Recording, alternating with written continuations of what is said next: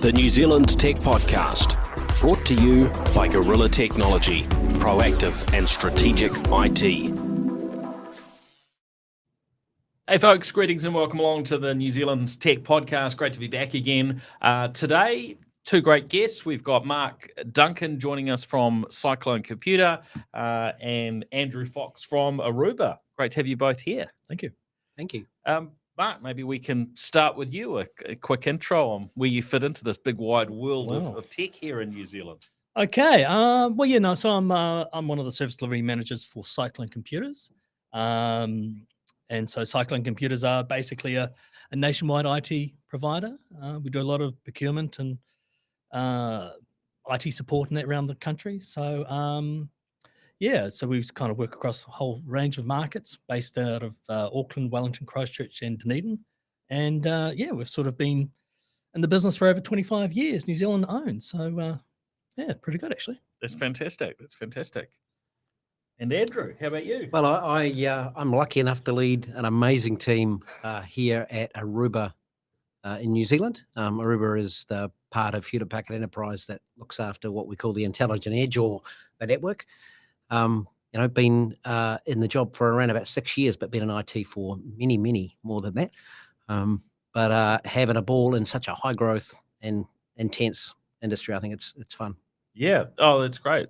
And 6 years, that's quite a stint. So you must be pretty happy with the progress that Aruba have been, making over the years, because Aruba's a really big player. Where do you sit in the market? So number 2 globally,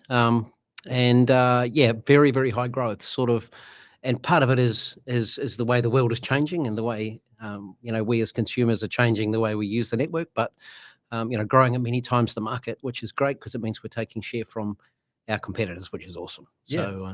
And we've got a Kiwi fit. I remember we've had a little bit of a chat over the years around Kiwis doing well in Silicon Valley and around the world, and on the New Zealand Business Podcast. I don't know how many years ago it was, but caught up with David Hughes in San Francisco to hear about his little startup called Silver Peak. No, not so little, I suppose, no, because Aruba acquired them for 1 billion New Zealand dollars. And what's his role now? He's got quite a key He has role. got a key role now. So he's basically our CTO. Yeah. He has another title which I momentarily can't remember, but ultimately he is, he's the guy in charge of the offerings that we take to market. So really exciting. And that was an amazing acquisition, the incredible tech, which I guess our challenge now is to weave that tech into everything that we do. So that work is underway. But it's great to have a Kiwi, in one of the top seats. I think it's really exciting. Yeah. Well, I think David Hughes is very, very capable, and great. It's always great to see those Kiwis that are doing well on the global stage. Yep. And obviously, a reflection of that skill set that he's landed in such a key role. That's great. Well, lots to talk about. There's always a lot going on in the tech world, and the same this week as there was a couple of local things I wanted to delve into. And some of these are discussions that have probably been going on over the last couple of weeks, but I think it's good for us to maybe a little bit of a tech angle on them too, because they've been covered in the mainstream media, but what I tend to find is it can be very shallow. I did an interview over the weekend for One News talking about this new mandate, European Union, to do with USB-C and being forced onto Apple. But I think they were here in the studio here for maybe half an hour or so, and bits and pieces. And by the time you end up with sort of a 2 or 3 minute story, and across all the different people sort of speaking, everyone gets about 15 seconds or 30 seconds or something. So we might go a little bit deeper on some of these things. But National have been, as an opposition party does, sort of, waving their flag and saying, "Hey, we're going to do this and that to make New Zealand a better place when we get into sort of government." I think they're probably being rather presumptuous based on current polling or, whatever it is. But they're talking about really controlling social media and other aspects of gangs can put their logo and promote themselves and so on. But then there's been some pushback and saying, well, we've got a Bill of Rights here, and there's I guess a level of free speech. How do you balance that? And what would it actually do? And is it actually possible to stop, say, gang insignia from appearing? And isn't that playing whack-a-mole, though? You stop it in one place, it'll just pop in another. There's very little you could actually do to control it, I think, because the internet is the internet. It's very difficult to control it. So you block it in one place, because how could you block it? You could block it through an algorithm that's kind of recognizing and saying, okay, that's illegal to sort of show, and then there are all sorts of ways that people get around that. So as you say, it's sort of whack-a-mole of trying to do it. But you've got that, which we've seen with other content where it's being reported by users who, I saw that shouldn't be on there, and there's a level of reporting. Yep. How good that stuff plays out varies, how long it takes. But you also then get the flip side, which is all the false positives, right? Yep. And my post has been taken down because someone clicked the has gang insignia button. But I technically it's possible. It's really difficult, but I wonder whether, as you said before, whether you should. It's a slippery slope. It'd be an interesting debate to have, but they would need to get the social media companies on board, though, wouldn't they, to really sort of try and lock that down? I guess there's a level, like we saw with the Christchurch call. There's a level whereby putting it out there that you will get tech firms, social media firms who will maybe come on board and they say, that's really bad, but depending on what it is and whether it's got a global relevance, you probably get to a point where you have to bring legislation, put legislation into play to bring about the change. Like with that, the European Union saying we're going to force USB-C as the standard for charging phones and a whole range of other gadgets in future. Yeah. So in order to do that, the way they're going to get that across the line is just by saying, no, we're mandating it. That's the rule. And if you want to play here, and you have to go with it. Our rules. Now, we were talking before the show started about these RAM rates that are going on.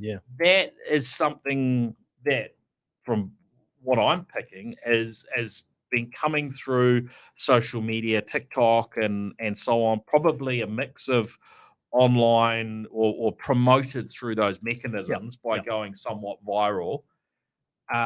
No doubt there are people that are talking and making the decisions to do this stuff from just normal everyday conversations, but there's probably a level here where technology has facilitated and is enabling this and encouraging folks to get a little bit of infamy or what have you by getting involved. There's been a bit of a history.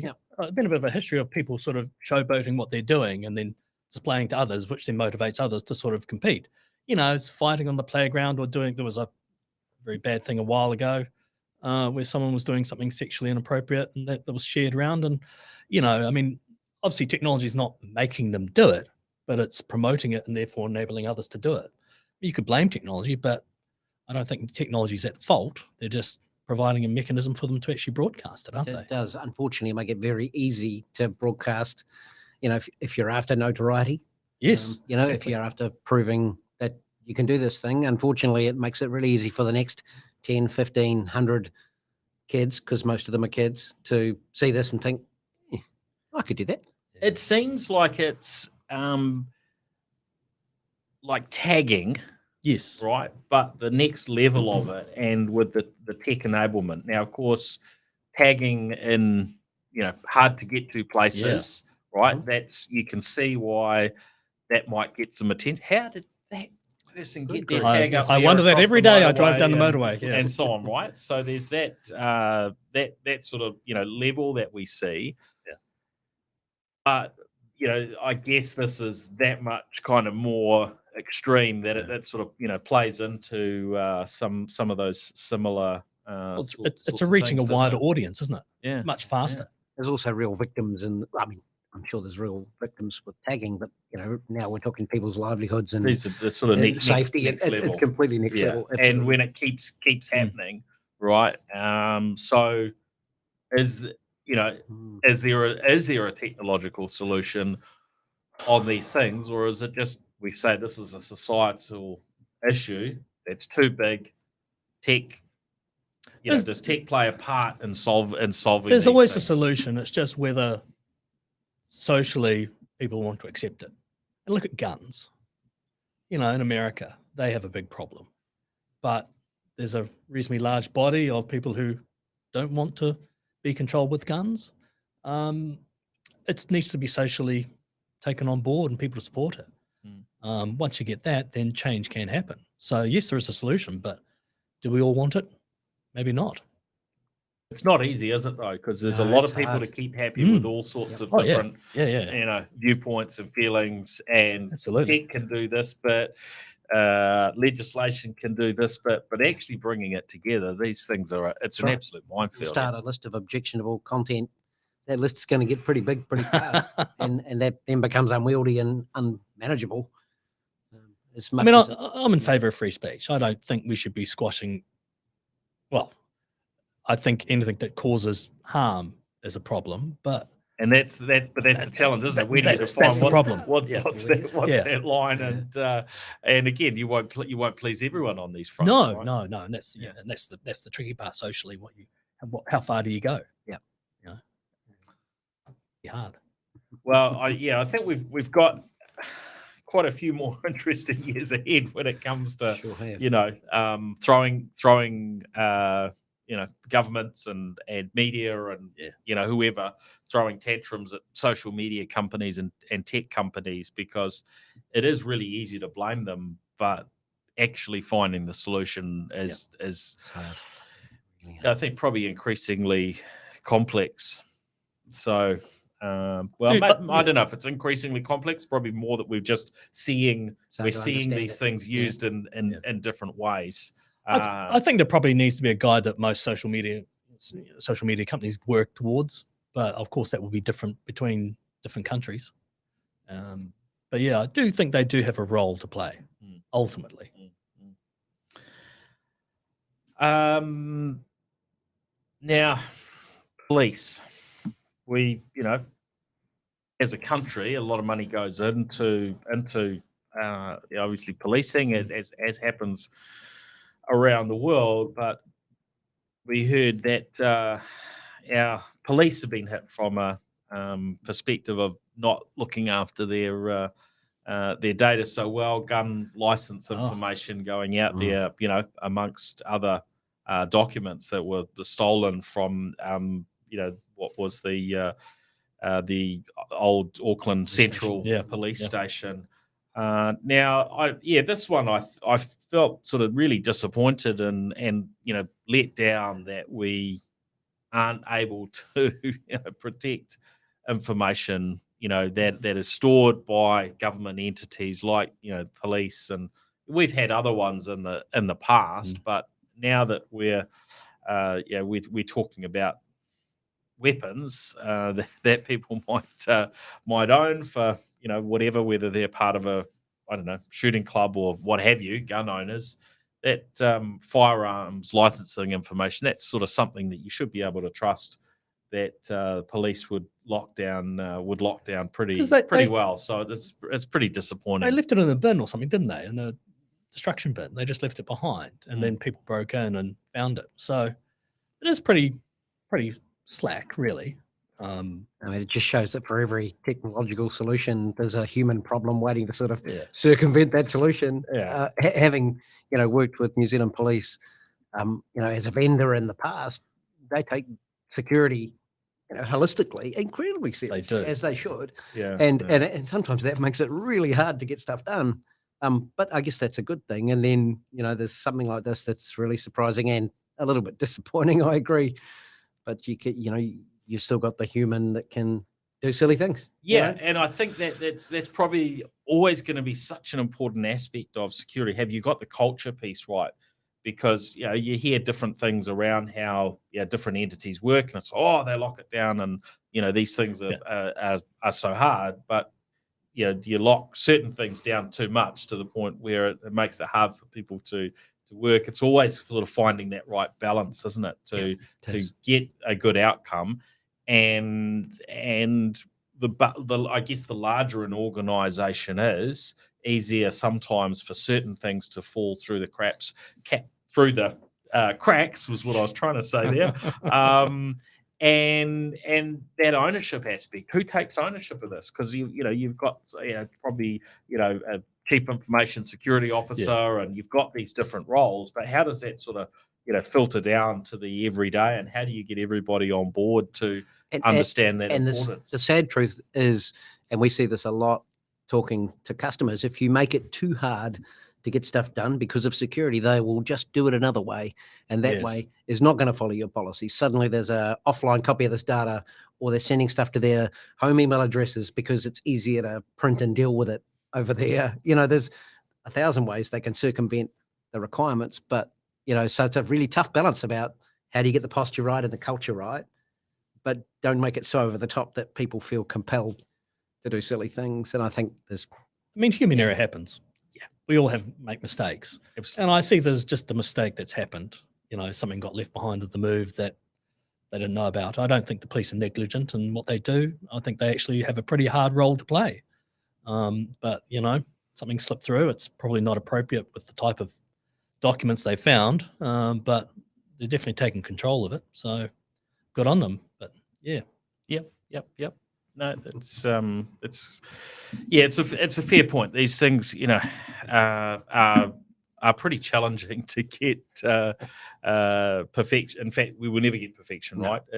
We're heading in the right direction, and hopefully that things are at an appropriate sort of level as to where they should be. But it won't ever be perfect.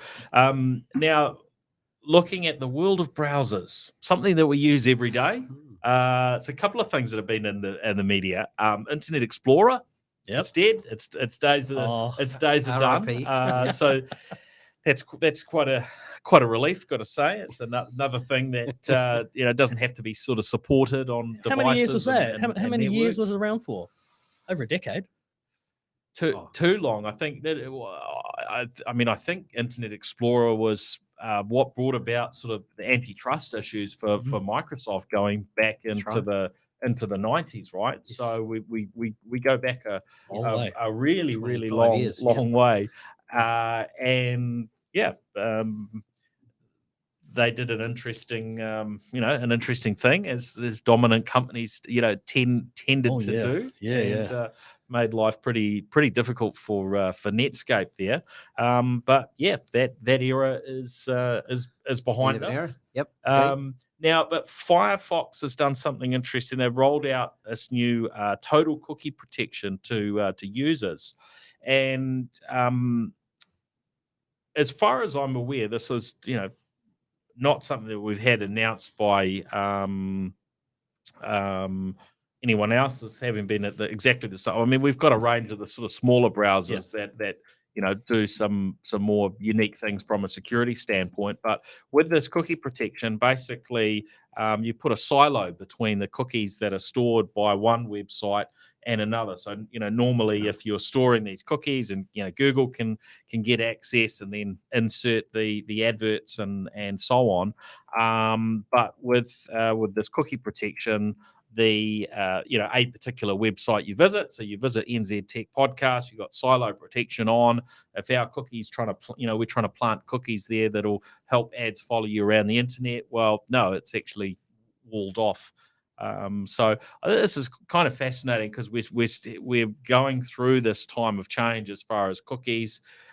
I mean, I quite like that we get a level of personalization online.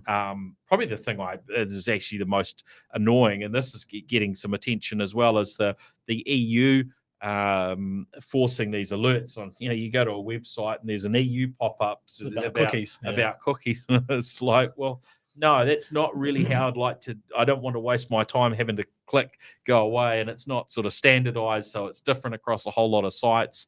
It seems like the UK government, now that they're not part of the EU, are working on an alternative approach.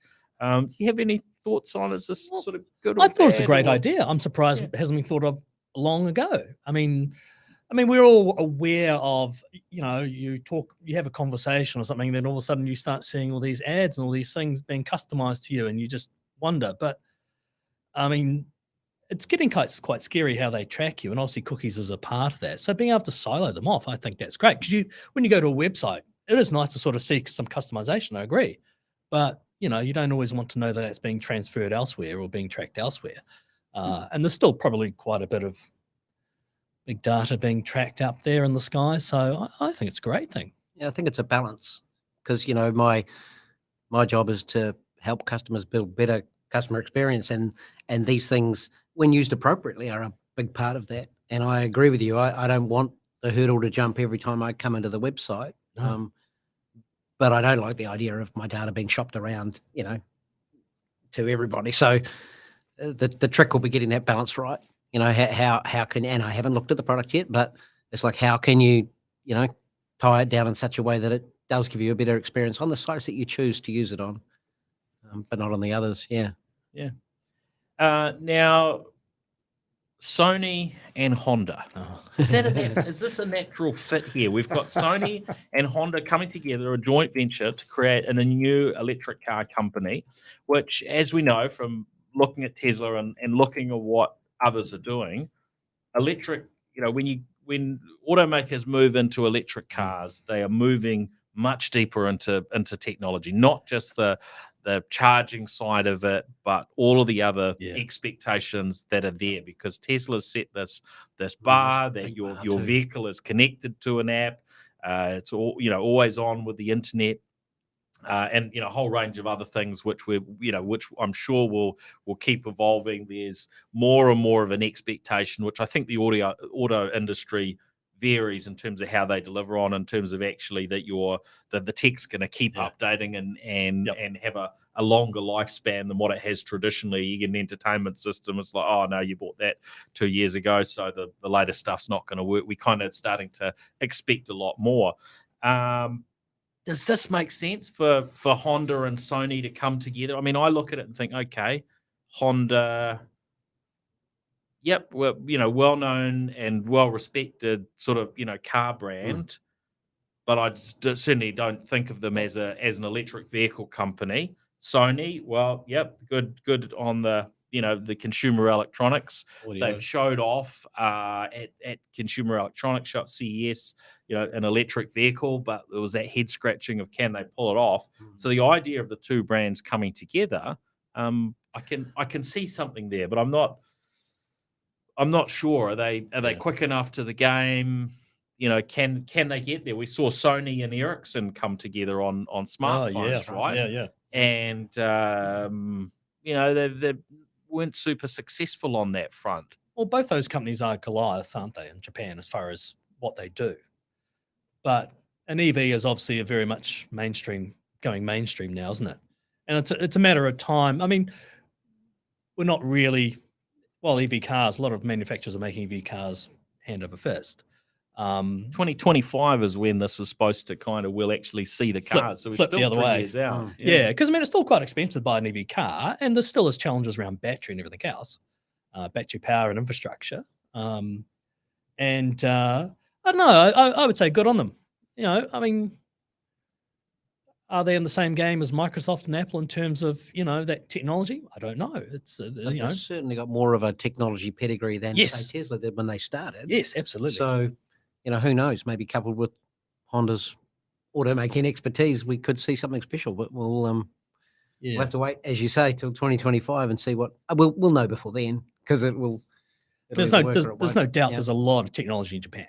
A lot of clever people over there. So they just need to try and make it work and get somewhere, because it could happen.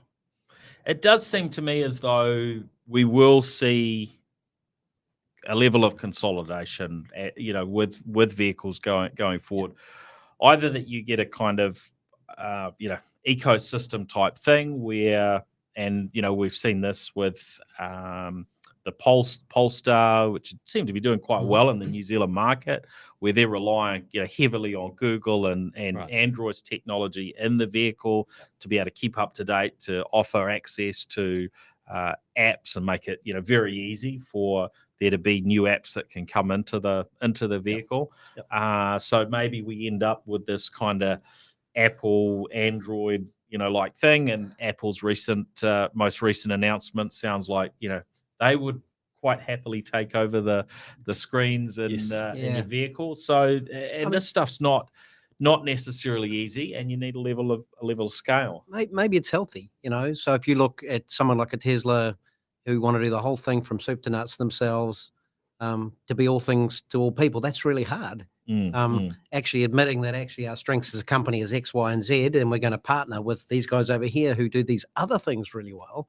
And it's very similar to HPE and to Aruba. Here's what we do really well. We're going to do that, and we're going to integrate with these guys over here who are the legends. Thinking security vendors and firewall vendors and people like that. That's really healthy, because not only do you now not have to maintain all of that yourself, they're the recognized industry experts. In this case, Sony or Honda. So we're going to get some positive momentum from that relationship. I think it's really clever, but yeah, time will tell. Yeah, look, I mean, I think it's a really exciting time when it comes to mobility and transport and vehicles. There's so much ahead that we can kind of see little bits and pieces of, and obviously the autonomous side. Now Ford have been talking. Their chief executive is talking about potentially 100% of EV sales going online.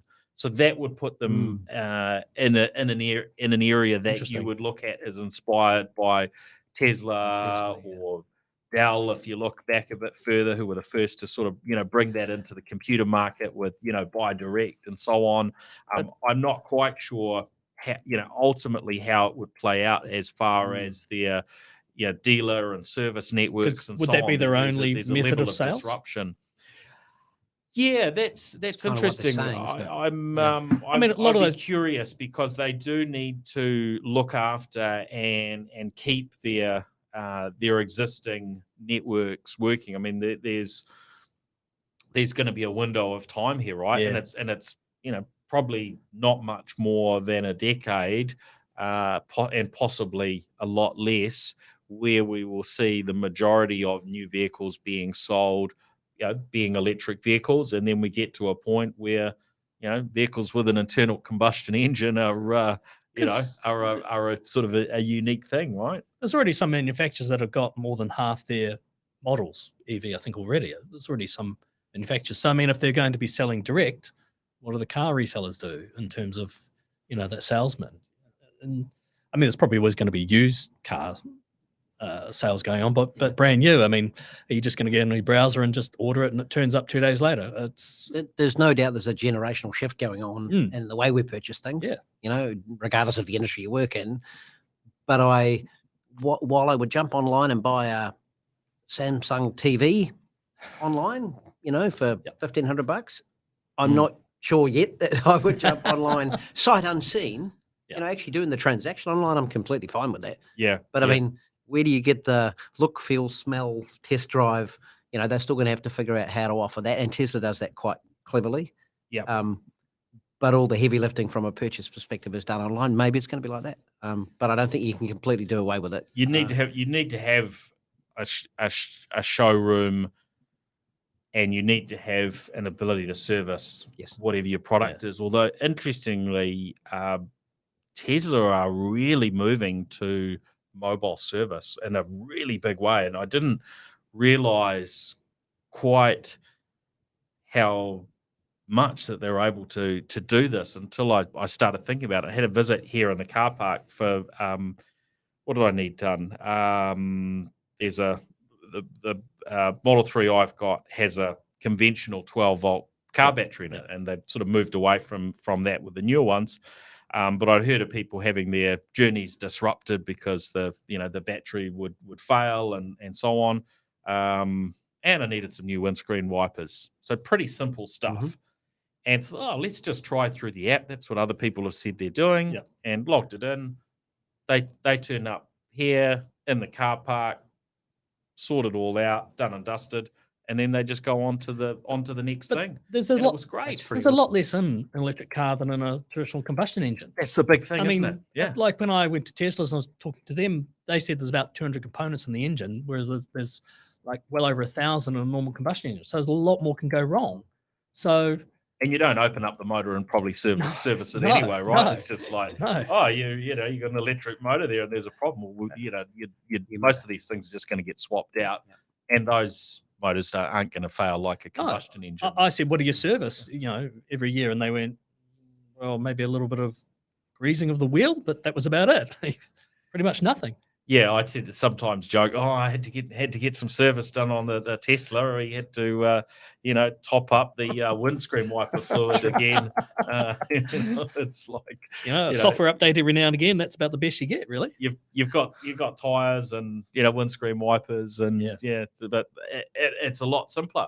And so that will be fascinating to see how the whole industry pivots, because there's going to have to be a big change. Yeah, I mean, right now, having bought a car not too long ago, I would like to drive the car to see if it's the right fit, because buying a car is still a bit of a personal thing, isn't it? I mean, TVs are not too different from one to the other these days, but yeah, a car still is quite a personal thing. Yeah. So yeah, I think we're going to have a whole lot of years ahead of us of big change and huge disruption in that space. And Ford is as speaking what's probably reasonably obvious if you have a close look. I think so. And that will probably vary according to the different markets in terms of what's going to work and say consumers in New Zealand versus US and so on. So I think it's going to be really exciting. Whether it will bring down vehicle prices, I mean, I think at the moment we've got all sorts of issues and challenges with supply chain and batteries, and prices are going up. The Model Y just launched in New Zealand from Tesla in the last couple of weeks. You could order. The price now between the Model 3 and the Model Y in this market, something like $1,200 or $1,300. Oh, okay. It's virtually the same price, whereas in the US there was, I think, a $5,000 plus US difference. So I think they've been, I don't know, they want to establish the Model Y into the New Zealand market, because they're at that price point where if they go any higher, they're going to miss out on the vehicle rebate. So they've just got those prices sitting very close together. So if it's anything like what we've heard in Australia, there'll be a lot of people ordering these. And, looks quite exciting. I wonder what the time delay is from ordering to receiving. Initially, actually, quicker to order the Model Y than the Model 3. Really? So Stock somewhere. They're obviously very keen to get those moving and out, and maybe to increase that momentum, right? Because they've basically only had one product to sell in the New Zealand market now for well over a year, must be a couple of years. So the Model S and the Model X aren't available right-hand drive at the moment. Certainly not in this market. So at some point it's like you're just seeing all the same cars out there, and we see a lot of. I see a lot of Model 3s. Yeah, an so awful lot. I think they do need to step into the other products, but. Yeah, kind of interesting that those prices have come so close together. Interesting. Now, this one caught my attention. Cloudflare announced they've mitigated what they're calling the largest distributed denial of service attack in history. 26 million requests per second. So it's crazy. An insane amount of traffic hitting one of their customers' websites. And then the bit that kind of blew my mind was they said, and this is for someone that was using their free plan. We've seen DDoS attacks in New Zealand, hitting the NZX and varying others. And I mean, boy, it seems like a pretty good advert for Cloudflare, saying, look, we'll do this for anyone. We've got such an incredible ability. It's a massive attack, though. It's a massive coordination, to do that. So there must be some clever people out there. Yeah, sadly, it's easier than you think. If you look at how many, compromised devices there are on the internet. Oh, yeah. We're now talking about 55 billion connected devices by the end of this year. A large chunk of those are home devices, unpatched, unupdated, the fertile ground. One of the good things is this kind of puts the spotlight on the whole, what are we doing around cybersecurity? Let's not sweep it under the carpet. Let's talk about, how all these devices got compromised and are now controlled by these guys. But if you look at the maths of bandwidth, that's, yes, it's massive, but actually, you don't need 1 million devices to do that. Yeah, it was interesting. In this case, they were saying that the traffic was originating from cloud services. Cloud service providers was their terminology, as opposed to residential traditional connections where you've got those IoT and all sorts of random things that aren't usually secured so well. In people's residential situations. It's an interesting, how they came to that conclusion. Yeah. Very interesting, because, obviously we all know that a lot of home machines are poorly protected, but then to go and do it from virtual servers, you would assume there'd be a reasonably high level of compliance around those servers, wouldn't you? So that's weird. Yeah, well, they've got a blog post online. So for those that are curious to learn a little bit more, there's a fair bit more detail there. Now we're running a little bit out of time on these topics, so we'll just scoot through quite quickly. Snapchat.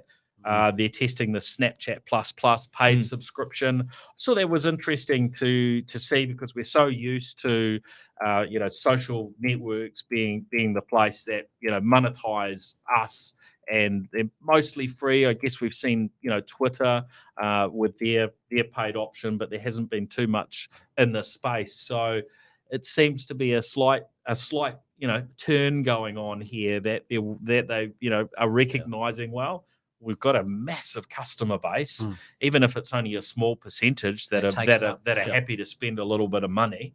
Then they've got, if the features are good enough, then they'll pull in some customers, and they've got a no adverts as part of it. Location spoofing, and that's supposedly meant to be a fun thing to trick your friends with, and so on. Not sure about that.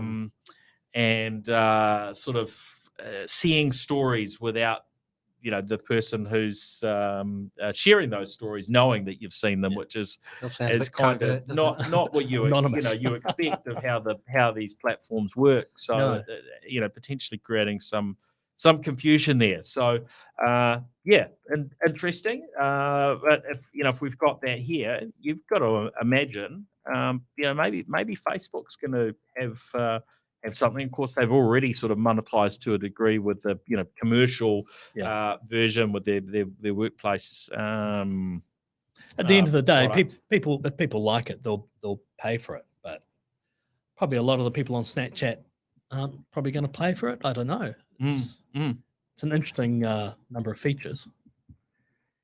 Yeah. I think we'll have to see how that plays out. But it does seem as if it generates a reasonable amount of revenue. And of course, Facebook have had a huge dive in their market cap, their share price for varying reasons. So maybe that will nudge them down this track. And we do see these things that we get access to for free that sometimes do some reasonably dodgy stuff in order to exist and be successful. So maybe actually, if we had some options to pay, and they didn't have to be quite so dodgy, and that's without talking about TikTok, which of course has been in the media for Chinese government getting access to data and so on. So there's it's really a whole field that's fraught with issues, and it doesn't seem to be getting any better at all. So maybe we all just need to turn off social media.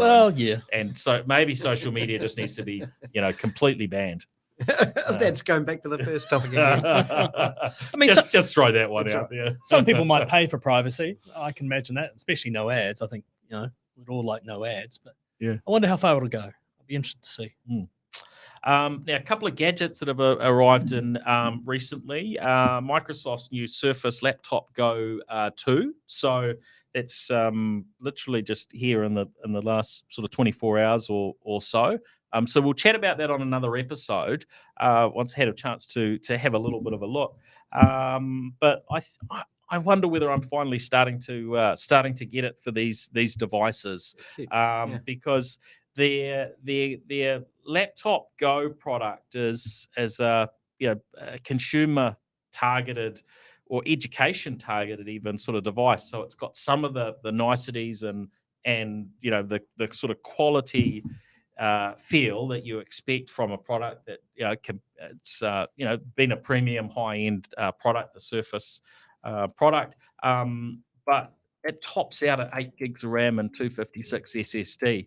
Right, so that's not really going to probably suit a whole lot of business type usage and broader things. So that was when I looked at that, it's like, okay, yep, that's clear where that sits. Yes, it's at the higher price points, but yeah, it looks like a pretty nice premium product.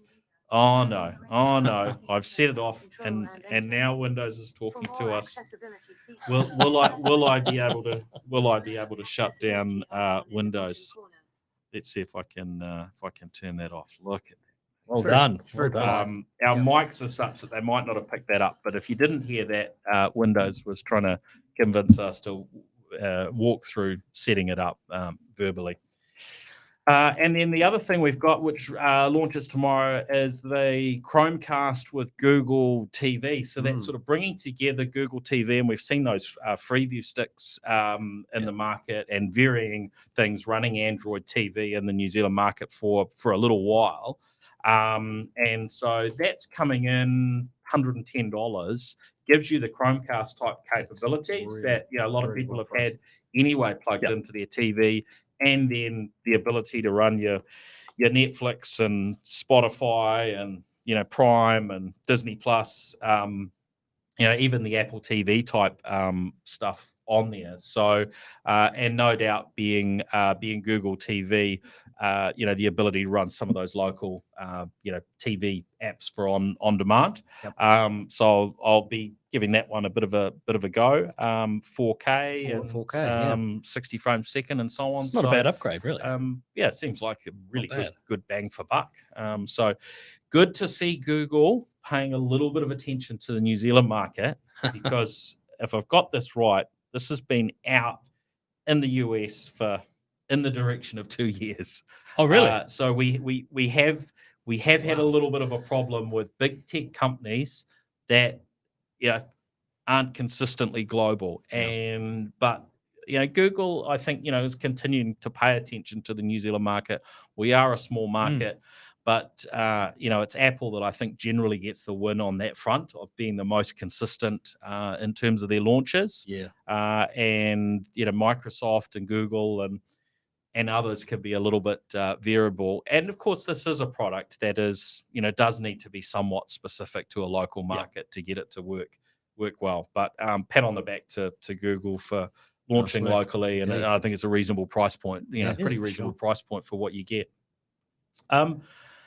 Now, kind of keen to, since we've got both of you here as experts in your fields, I thought, hey, we need to delve in and talk a little bit about what's happening in the world of networks.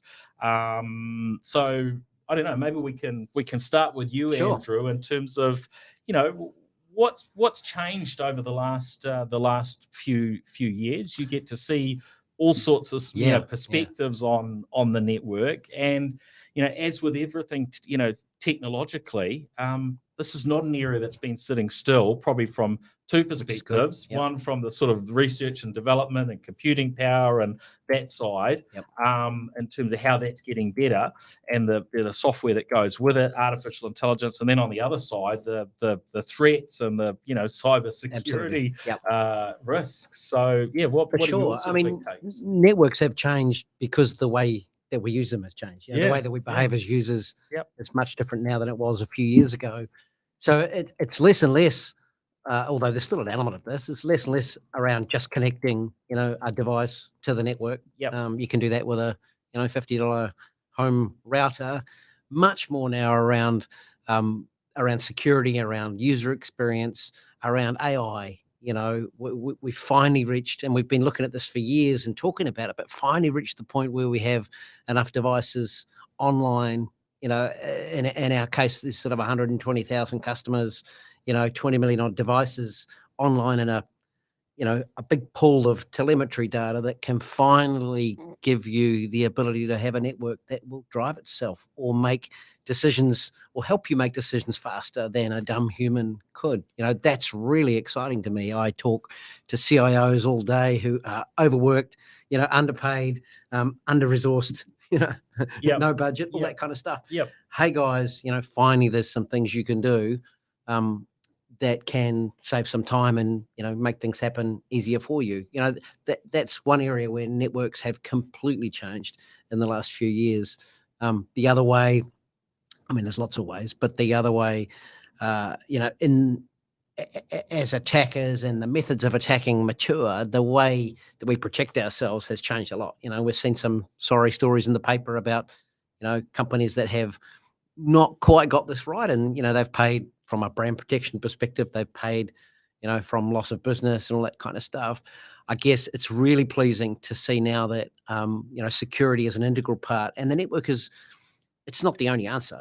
Cybersecurity is a really big subject and I can't talk to all of it, but the network is a beautiful first step, right? If this device, which is compromised, can't even connect to the network, then that's a really good start. And then we can worry about how to fix that up. So definitely. And I like that point around the sort of, self-driving network. I remember actually David Hughes talking about this, probably when I caught up with him in the Valley, and this was what he was talking about. It was very much a future thing, in the same way it is with our Teslas and so on. The self-driving, the autonomous vehicle. But now we're a lot further down that track to be able to direct and use the artificial intelligence to actually help control and manage and alert and block things and so on, right? These things are complex. Networks are complex beasts. If you can use AI to get 95% certain what the root cause of a particular problem is, that's way better than having a team like Cyclone, who, if you're lucky enough to have them looking after your network, or your own guys who are spending hours, weeks chasing some dodgy problem that only appears between 2 and 3 a.m. on a Tuesday, morning. That's what AI is for, the needle in the haystack analogy. We could find the needle maybe, but having the AI say to you, I reckon this is a needle.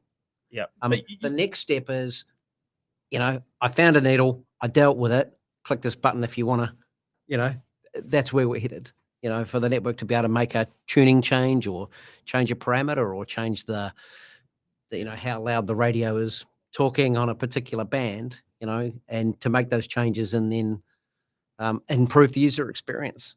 You'd have to agree, though, that if you go back 10 years, we've got a lot more devices, Wi-Fi devices especially, on the network. So, looking at a network, we go, well, each person will have roughly 3 IP addresses or 3 devices on the network. Well, with IoT and all the, wearable devices and everything else, that's exponentialed out. And of course, so what are we creating? We're creating more devices, more density. So we need, and it's hard to troubleshoot everything. So AI and automation is obviously to really aid providing a more secure and managed network, I suppose. And that's probably where, with Aruba and that, it's fantastic how things are moving. The other area that I'm really excited about is we're starting to see, new Wi-Fi 6E, for example, is a new standard that around the world is slowly rolling out. It does require each government, of course, to agree, because what it does is opens up a new chunk of the Wi-Fi spectrum. So in the 6 gigahertz range, I'm not going to go any more technical than that, but suffice to say that it's around about 4 times the spectrum than we currently have today. So if you think about the crowded airwaves we have around our cities and our homes and all this kind of stuff, a lot of the reason for poor experience is how much stuff there is talking and screaming. Having 4 times the space is a beautiful thing. And we're talking the ability to talk at over the gigabit per second on a mobile device. That's pretty cool. Getting those really fast speeds. Yeah. So where are we at in New Zealand in terms of spectrum? Because the 2.4 gigahertz, which of course that was just the standard Just about Wi-Fi everything for many years, but everything else was kind of in that space. Your cordless phones, which I think we've mostly got rid of these days. Then your 5 gigahertz came through, very, very helpful. But what's happening? So on that the government has sought feedback from vendors, and they're considering that at the moment. Australia have just ratified their decision, so the spectrum is now open. So it won't be long, I'm sure. There are client devices already being sold here, and in fact, we're selling access points that are Wi-Fi 6E capable. It is software disabled at the moment until such time as the government makes the decision. But it's really cool to know as soon as that happens, we can do a software update and fix it. It's largely a matter of time, though, isn't it? Really, it absolutely is a matter of time. And this is a great thing for density, for latency, and for performance. It really is a game changer. I think the analogy that someone used, when we talked about Wi-Fi 6, which was the current generation, we talked about instead of having a 4-lane highway, we're going to have an 8-lane highway, and more cars can flow down. It's a good analogy, right? And everyone can get the highway analogy. The best analogy I've heard for Wi-Fi 6E is this is like just creating another 16-lane highway with no cars on it, because it's an empty spectrum at the moment. That means it's uncluttered. Everything's going to work beautifully. So I'm really excited to see what our customers can be doing with that spectrum once it becomes unlocked. And in those terminologies, a bit more Autobahn-like, in that you can go fast as you like, nice and fast. Mark, from the perspective of Cyclone computers, and you obviously have this ongoing partnership with Aruba. Any stories you can share in terms of how you've been using some of the newer technologies and actually putting it out there, and how's that stuff played out? Well, yeah, I mean, we've had quite good success over the past couple of years. I mean, with some big installations, sort of over the $100,000 going up to probably near $1 million, because with the combination of Aruba Central and some of the technology that comes with that, a lot of big institutions are really looking to try and get a much more performing network. We did a tertiary student accommodation about a year and a half ago. The rollout was, we were doing 235 APs in a 17-story building. I think it's about 17 stories. 235 access points. Yeah. That's a lot of kit. 701 rooms.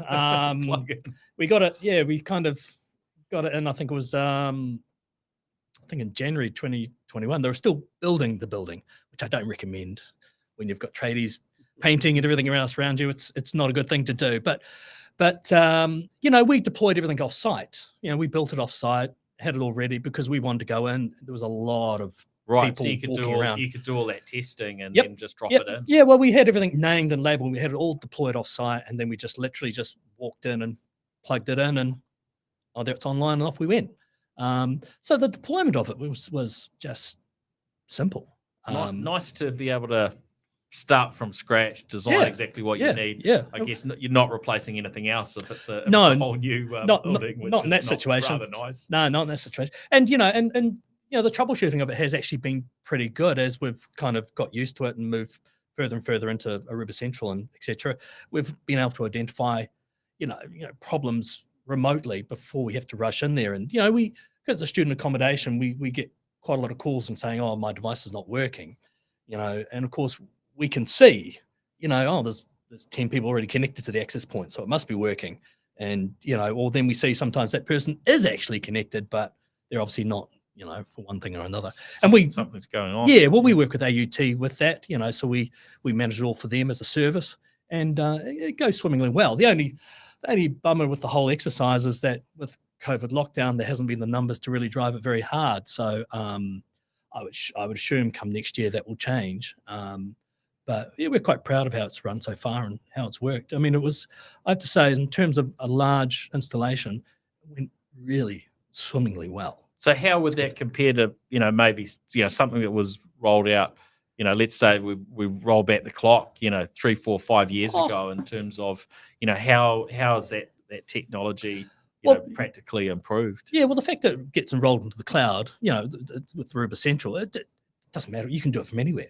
That's the thing about cloud. So you got that central management. Yeah, it doesn't matter where it's anywhere, anytime, isn't it? So yeah, it's. I think if you went back a couple of years, you wouldn't be able to manage, your wired, your wireless, and your WAN, all of that from one single pane of glass. That was kind of hard. And adding on the benefits of all this AI and stuff you get now, that would have been done manually. We've gone to the days where you've got network technicians signing in and typing commands on the command line, or changing configurations of devices, or having to VPN into the network to look at the controller. Well, it's a bit sad, but the great news, and actually you say that, and a lot of customers are like, "Whoa, what do you mean? That's what I do." It's like, no. You're a clever network person. Your role is now going to be, all around governance and policy and deciding how this network should run. Rather than actually just let the automation take care of those pieces. Your values in your brain and how this should actually work, right? And actually, most technicians and engineers and customers are pretty good with that. I mean, everything we do now, we look to try and leverage the cloud, and we're always looking for ways that we can, we're getting bigger and bigger things that we deal with, and everything from sort of onboarding, provisioning, right through to even billing. We're constantly looking to try and streamline those things, because we're a reasonable sized company now nationwide, and so it's very hard for us to keep a handle on everything. And so we're always looking to automation. So having like Aruba, it's a no brainer really in terms of all that cloud management and that. Why would you not? So it's the bigger you get, the more automation, the more intelligent things you need to have running in order to make it easier and keep a handle on it. Yep, and I think this is where, just one of the areas where technology absolutely has really has been moving, and the next few years ahead, it's going to keep getting better. But because it wasn't that long ago that the command line type stuff, that was kind of your only option for setting up. Still a little bit going on. Still a little bit. But being able to see these sort of centralized portals where you can. You get a really good view on what's happening, how things are connected up, what's working, what's not working, and so on. And it's it's a bit of a game changer. And here in New Zealand, we've been very fast on the uptake of cloud. We're not precious. We don't feel we need to build this thing ourselves on premise. That's not a great use of time or money. So our customers have bought into the cloud big time, which is exciting. They've also really, really got the value of of some of the harder pieces like zero trust security, and that's a response to what's going on in the world and the amount of people that are having a go at them. Good example of that. If you wound back the clock to what we were just talking about, and you wandered into reception of one of our customers, and there was a phone sitting there, and you unplugged the phone and plugged your laptop in. 5 years ago, your laptop would probably work and get some sort of connection to the network, even if it wasn't immediately obvious one. But if you're a bad guy, that's a fantastic way to find your way into an organization. Whereas fast forward to 2022, you have the ability for the network to profile and fingerprint your machine, saying, well, I don't know what that is, so I'm going to treat it like this. Here's my policy, here's my rules. It becomes much easier to control. Absolutely. I'll kick you straight off the network. Right. Or another great example, Paul goes home and surfs some dodgy things between 2 and 3 in the morning on the dark web on his laptop. Sorry, but painting a picture there. But ultimately, the next day, you're taking this Trojan horse back into your organisation and connecting it to the network. 5 years ago, whatever malware you had caught would have just bounced around. And the IT team would have to chase this around the organization. Yes, there was a bunch of tools that could help with that, but we're at the point now where we have a network that can sense that something has happened to this machine. Maybe it's a firewall that sees you trying to head out on some port or something. But the point is, we have a network, the ability now for the network to make some changes based on that. I'm going to take Paul off the network. I'm going to label him, change him from the boss to, sick. Don't trust this Quarantine. device. Not Correct. me. It's not me. It's the device. It's the device. and I'm going to take away all your access to the network. And I'm maybe going to log a ticket in the ServiceNow system, so the help desk actually knows when you ring them in a panic, actually, yep, it's expected. We'll sort that out for you, rather than, why can't I connect? So as we take advantage of these kind of technologies, the experience for me as a user gets much, much better. The experience for, the IT team gets much, much better. And, ultimately it's going to help our clients stay off the front page of the paper as they, catch some sort of malware, or, there's 1,000 things now that can happen from a cybersecurity perspective. It's very hard to keep control of them all. We need to keep stepping forward, don't we? Do, from absolutely. a cybersecurity, perspective. And, there's so much that goes on that we don't necessarily hear about, Correct. on that front, unless it happened, unless you were directly connected, to it. Yep. There's so much going on, and, had a conversation to an organization today, and just, feeling the pain that they had been through.